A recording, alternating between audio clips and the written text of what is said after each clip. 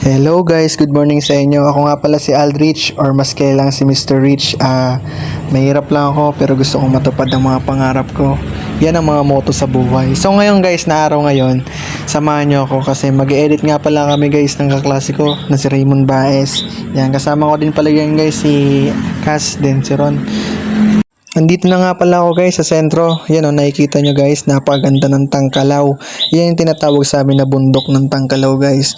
Medyo malayo pa yung lalakarin ko guys, pero ayos lang. Exercise na din sa tanghali.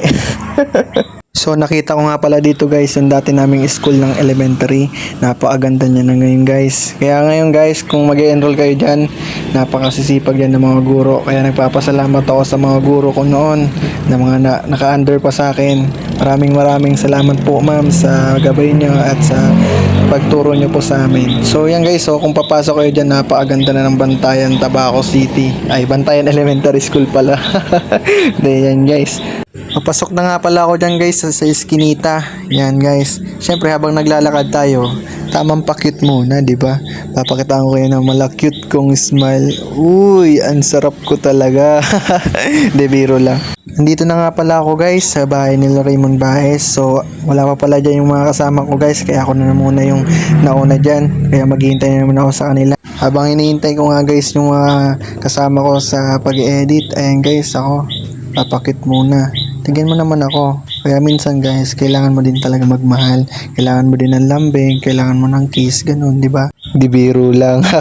Din dito nga pala guys, nagsisimula na nga pala kami nag-edit habang iniintay din namin yung kasama namin. Din yan guys, oh. Tamang sitting pretty muna tayo, di ba? Pa-cute, tapos sabay smile. Then dito nga guys, napapansin ko lang sa bigote ko, ba't sa gitna wala? Sa gilid lang. Ano to? Shaggy? Sa gilid ang buhok. Then dito nga guys, lumabas na rin ako kasi bibili ako ng mga pagkain, then tinapay, ganyan. Para habang nag-edit kami guys, hindi kami nagugutom.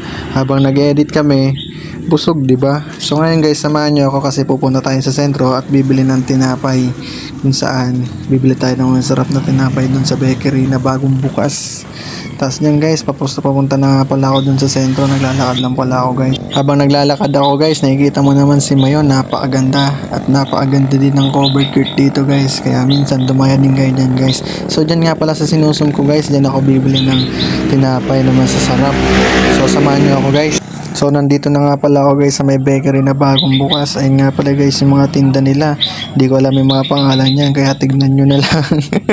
Ayun guys, so may hotdog.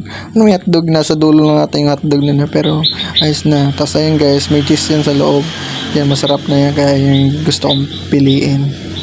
Kaya kung gusto niyo bumili ng mga tinapay guys, pumunta lang kayo dito. Maraming masarap na tinapay dito. So ito nga pala guys yung ano nila. So ayun na nga pala guys yung ano nila. Binigay na rin pala sa akin ni ate yung binili ko. Ayun guys, so papakita ko sa iyo. Konti lang yan kasi kami lang din kakain. Ayun guys, tapos pabalik na rin pala ako doon guys. Habang pabalik ako guys, na pansin ko na ayun pala si Ron.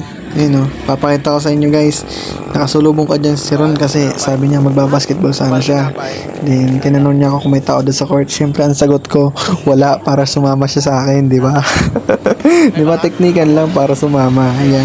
Yung guys, kasama ko na pala niyang pagbalik si Ron. So dito nga guys, di na ako nag-video kasi marami talaga kami ginawa kanina. So ayan guys, pauwi na nga pala kami yan guys. Di ko na pinakita sa inyo yung buong ano. Baka sa YouTube ko na lang papakita ang buong nangyari doon. Kaya guys, maraming salamat sa inyo guys. Maraming salamat po suporta sa akin. Salamat talaga.